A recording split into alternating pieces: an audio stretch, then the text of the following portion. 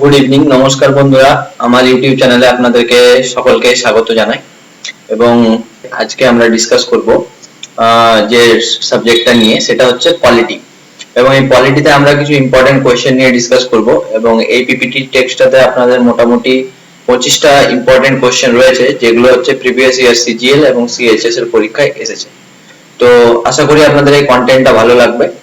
তো চলুন দেখা যাক কি কি কোয়েশ্চেন বা কি কি প্রশ্ন এর মধ্যে রয়েছে। প্রথম প্রশ্ন হচ্ছে, which of the following exercised the most profound influence in framing of the Indian constitution? মানে হচ্ছে যে ভারতীয় সংবিধান তৈরি করার ক্ষেত্রে সবথেকে বড় ভূমিকা এর মধ্যে কোনটার রয়েছে?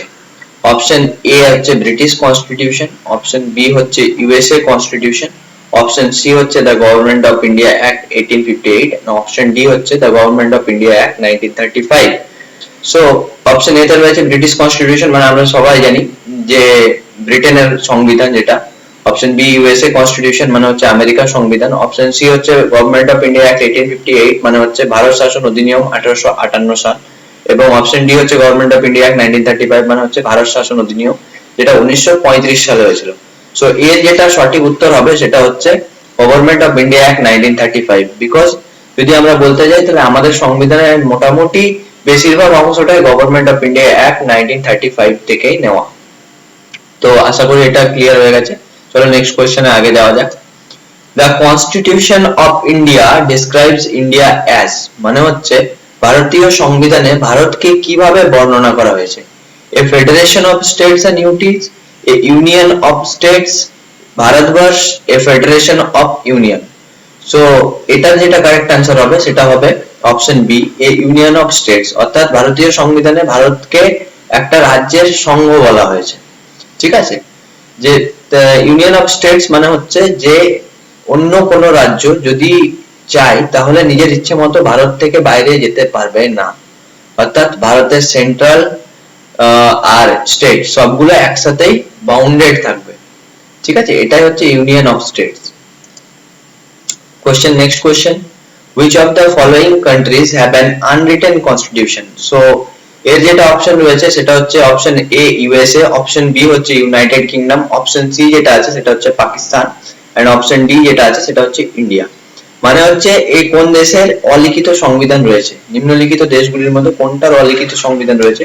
সো এটা খুবই সহজ কোশ্চেন, যেটা আছে সেটার অ্যান্সার হবে অপশন বি ইউনাইটেড কিংডম, মানে হচ্ছে ব্রিটেন।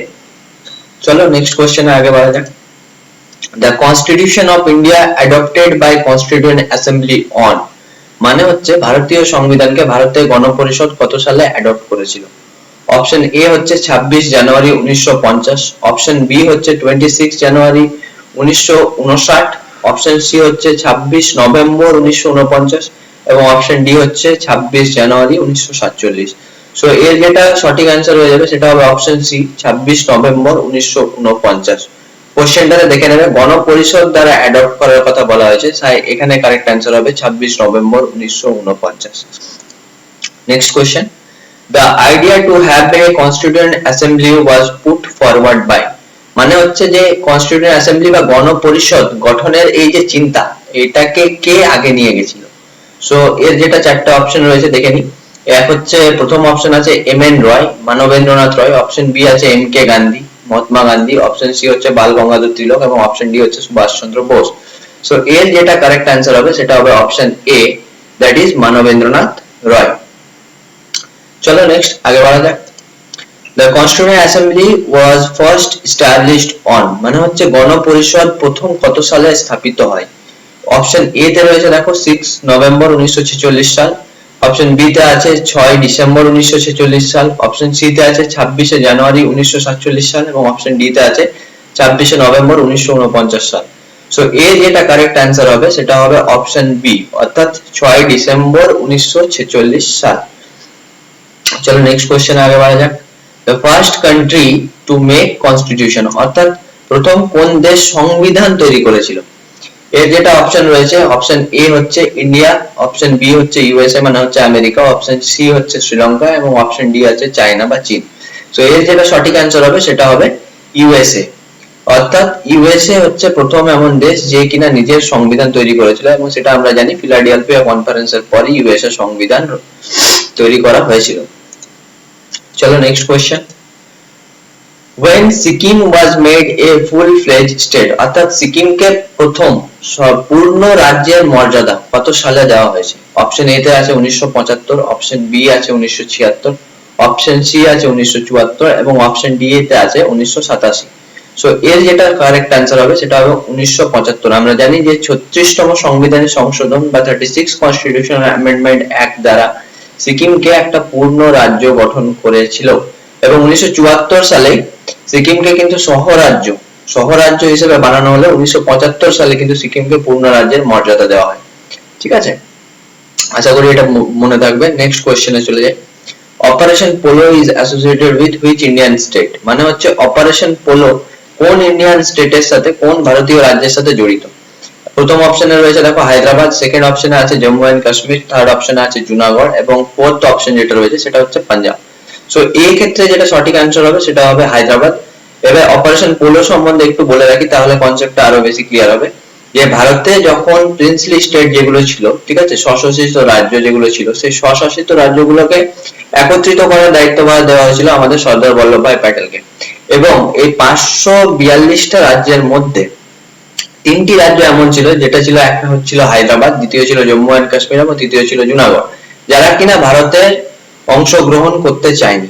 তো সেক্ষেত্রে সর্দার বল্লভভাই প্যাটেল হায়দ্রাবাদে অপারেশন পোলো এর মাধ্যমে পুলিশ কার্যকারিতা চালিয়ে হায়দ্রাবাদকে ভারতের অন্তর্ভুক্ত করে। ঠিক আছে, জম্মু কাশ্মীর পরবর্তীকালে অ্যাসোসিয়েশনস বা বিলয় পত্রের দ্বারা ভারতের অন্তর্ভুক্ত হয়, এবং সেই সময় জম্মু কাশ্মীরের রাজা ছিলেন রাজা হরি সিং। এবং জুনাগড় যেটা, সেটা হচ্ছে জনমত সংগ্রহ করা হয়েছিল, সেখানে রেফারেন্ডাম চালিয়ে সেটাকে ভারতের অন্তর্ভুক্ত করা হয়। আশা করি অপারেশন পোলোর কনসেপ্টটা ক্লিয়ার হয়ে গেছে। সো এক্ষেত্রে কারেক্ট অ্যান্সার হবে এ, হায়দ্রাবাদ। চলো নেক্সট কোশ্চেনে যাই।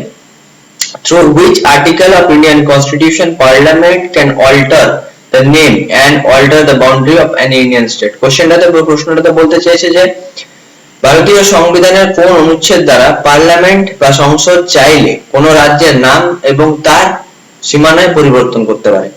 অপশন এ তে রয়েছে দেখো আর্টিকেল 2, অপশন বি তে আছে আর্টিকেল 1, অপশন সি তে আছে আর্টিকেল 3 এবং অপশন ডি তে আছে আর্টিকেল 4। সো এই ক্ষেত্রে যেটা কারেক্ট অ্যান্সার হবে সেটা হচ্ছে সি, দেখতে পাচ্ছ আর্টিকেল 3। আর্টিকেল 3 তে বলা হয়েছে যে প্রেসিডেন্টের প্রায়র পারমিশন নিয়ে যদি পার্লামেন্ট চায় তো কোন রাজ্যের নাম এবং তার সীমানার পরিবর্তন করতে পারে। ঠিক আছে, চলো নেক্সট কোশ্চেন আগে যাওয়া যাক। who took the charge for make an union of the princely state, মানে হচ্ছে যে এই মাত্র বললাম যে প্রিন্সলি স্টেট যেগুলো ছিল সেগুলোকে একত্রিত করার দায়িত্বভার কার উপরে দেওয়া হয়েছিল? অপশন এ তে রয়েছে দেখো ভিপি মেনন, অপশন বি তে আছে সর্দার বল্লভভাই প্যাটেল, অপশন সি তে আছে লর্ড মাউন্টব্যাটেন এবং অপশন ডি তে আছে all of the above. So এই ক্ষেত্রে যেটা সঠিক অ্যান্সার হবে অল অফ দ্য অ্যাবভ, অর্থাৎ ভিপি মেননও ছিলেন, সর্দার বল্লভভাই প্যাটেলও ছিলেন এবং ব্রিটিশার্স হিসেবে যিনি ছিলেন তিনি হচ্ছেন লর্ড মাউন্টব্যাটেন। এই কনসেপ্টটা একটু মনে রাখবে যে ব্রিটিশার্স হিসেবে যিনি ছিলেন তিনি হচ্ছেন লর্ড মাউন্টব্যাটেন। চলো next question. During which of the following period did the Constitutional Assembly deliberate upon and finalize the Constitution of India? মানে হচ্ছে যে কোন সময় থেকে কোন সময় পর্যন্ত কনস্টিটিউশনাল অ্যাসেম্বলি এটা সময়টা লেগেছিল ভারতীয় সংবিধানকে ফাইনালাইজ করার জন্য? অপশন এ তে রয়েছে দেখো নভেম্বর 1946 থেকে নভেম্বর 1949, অপশন বি তে আছে নভেম্বর 1947 থেকে নভেম্বর 1949, অপশন সি তে আছে ডিসেম্বর 1946 থেকে নভেম্বর 1949 এবং অপশন ডি তে আছে ডিসেম্বর 1947 থেকে নভেম্বর 1949। সো এই ক্ষেত্রে যেটা কারেক্ট অ্যান্সার হয়ে যাবে সেটা হবে অপশন সি, ডিসেম্বর 1946 থেকে নভেম্বর 1949 পর্যন্ত। চলো নেক্সট কোশ্চেন দেখে নি। The Constitution of India established a parliamentary form of government following the pattern of, অর্থাৎ ভারতীয় সংবিধান এই যে সংসদীয় আমাদের আইন ব্যবস্থা, সেই সংসদীয় আইন ব্যবস্থাটাকে কোন দেশের অনুকরণে তৈরি করেছিল? অপশন এ তে রয়েছে দেখো ফ্রান্স, অপশন বি তে আছে সুইডেন, অপশন সি তে আছে কানাডা এবং অপশন ডি তে রয়েছে ব্রিটেন। সো এটা যেটা হবে সেটা হবে কারেক্ট অ্যান্সার হবে ডি, ব্রিটেন। সো ব্রিটেনের রাষ্ট্রপতি মানে ব্রিটেনের মোনার্কি আর ভারতের রাষ্ট্রপতি দুটোই পদই প্রায় সেম, মানে দুটো পদকে আমরা সমান বলতে পারি। এবং ব্রিটেনের যে পার্লামেন্টারি সিস্টেম, সেই পার্লামেন্টারি সিস্টেমকে অ্যাডপ্ট করে ভারতীয় পার্লামেন্টারি সিস্টেমও বানানো হয়েছে, যেখানে কিনা রাজ্যসভা ও লোকসভা আপার এন্ড লোয়ার হাউস হিসেবে রয়েছে আমাদের ভারতীয় পার্লামেন্টে। ঠিক আছে, চলো নেক্সট কোশ্চেনে আগে চলে যাওয়া যাক। Who was the temporary president of the constituent assembly 1946? অর্থাৎ কনস্টিটিউয়েন্ট অ্যাসেম্বলি বা গণপরিষদের 1946 সালে প্রথম অস্থায়ী প্রেসিডেন্ট বা অস্থায়ী প্রেসিডেন্ট হিসেবে কাকে নিযুক্ত করা হয়? ঠিক আছে, অপশন এ তে রয়েছে দেখো B R Ambedkar, option B তে আছে রাজেন্দ্র প্রসাদ, অপশন সি তে আছে চক্রবর্তী রাজা গোপালাচারী এবং অপশন ডি তে আছে সচ্চিদানন্দ সিনহা। সো এর যেটা অ্যান্সার হবে সেটা হবে অপশন ডি সচ্চিদানন্দ সিনহা। 1946 সালে যখন গণপরিষদ প্রথম গঠন করা হয় তখন তার অস্থায়ী হিসেবে সেই গণপরিষদেরই সব থেকে বয়োজ্যেষ্ঠ যিনি ব্যক্তি ছিলেন সচ্চিদানন্দ সিনহা, তা ওনাকেই প্রেসিডেন্ট হিসেবে প্রথম টেম্পোরারি প্রেসিডেন্ট হিসেবে নির্বাচন করা হয় এবং তারপর আমরা জানি যে ডক্টর রাজেন্দ্র প্রসাদকে তার পার্মানেন্ট প্রেসিডেন্ট হিসেবে নিযুক্ত করা হয়েছিল কনস্টিটিউয়েন্ট অ্যাসেম্বলি। চলো নেক্সট কোশ্চেন আগে যাওয়া যাক। The cabinet mission plan came to India in which year? মানে হচ্ছে ক্যাবিনেট মিশন প্ল্যান যেটা ভারতবর্ষে এসেছিল সেটা কত সালে হয়েছিল? তো কত সালে ভারতে এসেছিল? অপশন রয়েছে 1946, অপশন বি তে রয়েছে দেখো 1942, অপশন সি তে রয়েছে 1940 এবং অপশন ডি তে রয়েছে 1927। সো এর যেটা সঠিক অ্যান্সার হবে সেটা হবে অপশন এ 1946। 1946 সালে ক্যাবিনেট মিশন প্ল্যান ভারতবর্ষে এসেছিল। ঠিক আছে, এবং অপশন ডি তে দেখো রয়েছে যেটা 1927। 1927 এর ইম্পর্টেন্ট যে ঘটনাটা হয়েছিল সেটা হচ্ছে সাইমন কমিশন গঠন করা হয়েছিল। ঠিক আছে, সাইমন কমিশন গঠন করা হয়েছিল 1927, এটাও একটা ইম্পর্টেন্ট সাল, বাট এই প্রশ্নটার সঠিক অ্যান্সার হবে 1946। তো নেক্সট কোশ্চেন নাম্বার 15 হচ্ছে সংবিধান দিবস or constitution day is celebrated on? তো অপশন দেখো চারটে রয়েছে, 3rd December, 26th of January, 26th of November আর 15 আগস্ট। তো এর যেটা কারেক্ট অ্যান্সার হয়ে যাবে সেটা হবে 26th অফ নভেম্বর। ঠিক আছে, 26শে নভেম্বর এই দিনটাতে আমরা কনস্টিটিউশন ডে বা সংবিধান দিবস পালন করে থাকি। Next question, Montague-Chelmsford report is associated with? অর্থাৎ মন্টেগু-চেমসফোর্ড রিপোর্ট এর সাথে কোনটার সাথে সম্বন্ধযুক্ত? অপশন এ তে রয়েছে দেখো government of India act 1918, option B government of India act 1919, option C যেটা রয়েছে গভর্নমেন্ট অফ ইন্ডিয়া অ্যাক্ট 1909 আর অপশন ডি রয়েছে গভর্নমেন্ট অফ ইন্ডিয়া অ্যাক্ট 1958। তো এক্ষেত্রে এটা কারেক্ট অ্যান্সার হবে সেটা হবে গভর্নমেন্ট অফ ইন্ডিয়া অ্যাক্ট 1919। 1919 সালে যে ভারত শাসন অধিনিয়ম ছিল সেটাই মন্টেগু-চেমসফোর্ড নামে পরিচিত ছিল। এবং আরেকটা ইনফরমেশন এখানে দিয়ে রাখি যে গভর্নমেন্ট অফ ইন্ডিয়া অ্যাক্ট 1909 যেটা রয়েছে সেটা হচ্ছে মরলে-মিন্টো রিফর্মস। ঠিক আছে, মরলে-মিন্টো রিফর্মস। চলো নেক্সট কোশ্চেনে যাওয়া যাক। The drafting committee of the Indian Constitution was formed by the Constituent Assembly on? অর্থাৎ গণপরিষদের দ্বারা ভারতের যে সংবিধানের যে ড্রাফটিং কমিটি বা খসড়া কমিটি, সেই খসড়া কমিটি কোন সালের কোন তারিখে তৈরি করা হয়েছিল? তো এর যেটা অপশন রয়েছে দেখো সবগুলো খুব কনফিউজিং করে অপশন দেওয়া আছে। 29th of August 1947, 29th August 1946, 30 August 1947 R D option রয়েছে যেটা 29th of June 1947। সো এর যেটা কারেক্ট অ্যান্সার হবে সেটা হবে অপশন বি, অর্থাৎ 29th August 1947। ঠিক আছে, কোশ্চেনটা খুবই ইম্পর্টেন্ট। চলো নেক্সট কোশ্চেনে যাওয়া যাক। The demand for a constituent assembly was for the first time authoritatively considered by the British government through an indirect way? অর্থাৎ গণপরিষদের প্রথম যে অপ্রত্যক্ষভাবে গণপরিষদের প্রথম ডিমান্ড কখন করা হয়েছিল? তো তার যেটা চারটা অপশন রয়েছে দেখো, সিমলা কনফারেন্স প্রথম অপশন রয়েছে, বি ছিল ওয়াভেল প্ল্যান, সি হচ্ছে আগস্ট অফার আর ডি হচ্ছে নান অফ দ্য অ্যাবাভ। তো গণপরিষদের অপ্রত্যক্ষভাবে প্রথম ডিমান্ড করা হয়েছিল কিন্তু আগস্ট অফারের মাধ্যমে। ঠিক আছে, সো এক্ষেত্রে কারেক্ট অ্যান্সার হয়ে যাবে option number c. Next question দেখো, Indian legislature became bicameral through which of the following? মানে হচ্ছে ভারতীয় বিচার বিভাগ বাইক্যামেরাল অর্থাৎ দ্বৈত মানে কি বলবো দ্বিসংসদীয় বা দ্বিসদনীয় কখন হয়ে যায়? তো দেখো যেটা রয়েছে একটা হচ্ছে মরলে-মিন্টো রিফর্মস, একটা হচ্ছে মন্টেগু-চেমসফোর্ড রিফর্মস, একটা রয়েছে অপশন সি তে রয়েছে দেখো গভর্নমেন্ট অফ ইন্ডিয়া অ্যাক্ট 1935 আর অপশন ডি তে রয়েছে India council act 1892।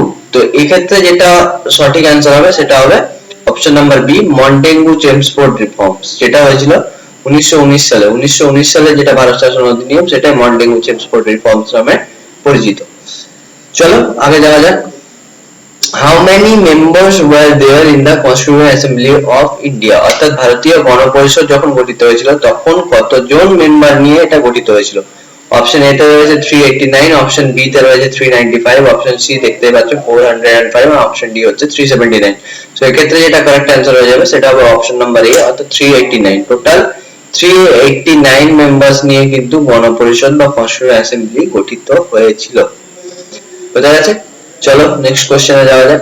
The first commentary to the Constitution of India is written by, অর্থাৎ কনস্টিটিউশন অফ ইন্ডিয়ার প্রথম কমেন্ট্রি কার দ্বারা রচিত হয়েছিল? দেখো অপশনে রয়েছে জাস্টিস ভিভিয়ান বোস, বি অপশনে রয়েছে doctor Bijan Kumar Mukherjee, option C তে রয়েছে doctor B R Ambedkar, option D তে রয়েছে doctor D D Basu. So এই ক্ষেত্রে এটা কারেক্ট আনসার হবে, সেটা হবে অপশন ডি অর্থাৎ ডক্টর ডি ডি বাসু। এবং এই প্রশ্নটা WBCS পরীক্ষা, তো WBCS এর মেইনস এর প্রশ্ন যতদূর মনে পড়ছে 2018 সালের প্রশ্ন। তো যেটা অ্যানসার হবে সেটা হচ্ছে ডক্টর ডি ডি বাসু, অর্থাৎ অপশন নাম্বার ডি হয়ে যাবে এই কোশ্চেনটার সঠিক উত্তর। চলো নেক্সট কোশ্চেনে যাওয়া যাক। Which of the following was not the feature of Government of India Act 1935? নিচের অপশনগুলোর মধ্যে কোনটা ভারত শাসন অধিনিয়ম 1935 সালের একটা বৈশিষ্ট্যের মধ্যে পড়ে না? এ হচ্ছে বাইক্যামেরাল লেজিসলেচার, অর্থাৎ দ্বিসদনীয় বিচার বিভাগ যেটা ছিল, ঠিক আছে। দ্বিতীয় হচ্ছে দেখো ডায়ারকি অফ সেন্টার এন্ড প্রভিন্স, অর্থাৎ দ্বৈত শাসন ব্যবস্থা যেটা সেন্টার আর প্রভিন্সে ছিল। একটা হচ্ছে প্রভিন্সিয়াল অটোনমি আর একটা হচ্ছে অল ইন্ডিয়া ফেডারেশন। সো এই ক্ষেত্রে যেটা কারেক্ট অ্যানসার হবে সেটা হবে অপশন নাম্বার বি। দেখো যেটা রয়েছে diarchy of centre and the province, অর্থাৎ সেন্টারের ডায়ারকি আর প্রভিন্সের ডায়ারকি যেটা সেটা, অর্থাৎ দ্বৈত শাসন ব্যবস্থা যেটা সেন্টার এবং প্রভিন্সে, সেটা 1935 সালে ভারত শাসন অধিনিয়মের ক্যারেক্টারিস্টিক্স ছিল না। নেক্সট দেখো আছে The India Independence Act 1947 came into force on, অর্থাৎ ভারত স্বাধীন অধিনিয়ম যেটা রয়েছে, ভারত শাসন আইন যেটা, মানে ভারত স্বাধীনতা আইন, সরি শাসন নয়, ভারত স্বাধীনতা আইন, ইন্ডিয়া ইন্ডিপেন্ডেন্স অ্যাক্ট যেটা 1947 সালে, সেটা কত সালে, মানে 1947 সালে কোন তারিখ থেকে লাগু হয়েছিল? তো এর যেটা কারেক্ট অ্যানসার হবে দেখো অপশন নাম্বার বি, অর্থাৎ 18 জুলাই 1947 এ এটা লাগু হয়ে গেছিল। ঠিক আছে, চলো নেক্সট কোশ্চেনে মুভ করা যাক। Who is the first defence minister of independent India? প্রশ্নটা বলেছে যে স্বাধীন ভারতের প্রথম ডিফেন্স মিনিস্টার বা প্রতিরক্ষা মন্ত্রী কে ছিল? ডিফেন্স মিনিস্টার দেখো অপশনে রয়েছে সর্দার বল্লভভাই প্যাটেল, বি আছে রাজেন্দ্র প্রসাদ, সি হচ্ছে স্যার জন মাথায় এবং ডি রয়েছে সর্দার বলদেব সিং। তো এর যেটা কারেক্ট অ্যানসার হবে সেটা হবে সর্দার বলদেব সিং। বলদেব সিং ছিল ফার্স্ট ডিফেন্স মিনিস্টার। ঠিক আছে, নেক্সট প্রশ্নতে চলে যায়। Who is the constitutional advisor of the Constituent Assembly? Option A তে রয়েছে doctor B R Ambedkar, option B তে রয়েছে doctor BP Menon, option C তে রয়েছে ডক্টর কে এম মুন্সি এবং অপশন ডি তে রয়েছে doctor B N Rao. So এই ক্ষেত্রে যেটা কারেক্ট অ্যানসার হবে সেটা হবে option d, doctor B N Rao, Benegal Narasimha Rao যেটা। ঠিক আছে, বি এন রাওকেই করা হয়েছিল constitutional adviser of the constituent assembly. ঠিক আছে, তো সম্ভবত এটাই আমাদের শেষ প্রশ্ন। তো এই যে পিপিটিটা রয়েছে সেখানে 25টা প্রশ্ন আজকে যেগুলো ছিল সেগুলো খুবই গুরুত্বপূর্ণ প্রশ্ন, আশা করি আপনাদের ভালো লাগবে। ঠিক আছে, তো যদি এই প্রশ্ন বা এই কন্টেন্ট আপনার ভালো লেগে থাকে তাহলে আমার চ্যানেলটিকে অবশ্যই সাবস্ক্রাইব করুন, যাতে ভবিষ্যতে এই রকমের ইনফরমেশন আমরা আপনাদের জন্য নিয়ে আসতে পারি। ঠিক আছে, এবং এই চ্যানেলটিকে সাবস্ক্রাইব করে তার নিচে যে বেল আইকনটি থাকবে সেটাকেও প্রেস করে দিন, যাতে রিমাইন্ডার গুলো আপনারা খুব সহজেই পেয়ে যান। এবং আপনাদেরকে এই ভিডিওটা দেখার জন্য এবং আপনাদের মূল্যবান সময় দেওয়ার জন্য অশেষ অশেষ ধন্যবাদ।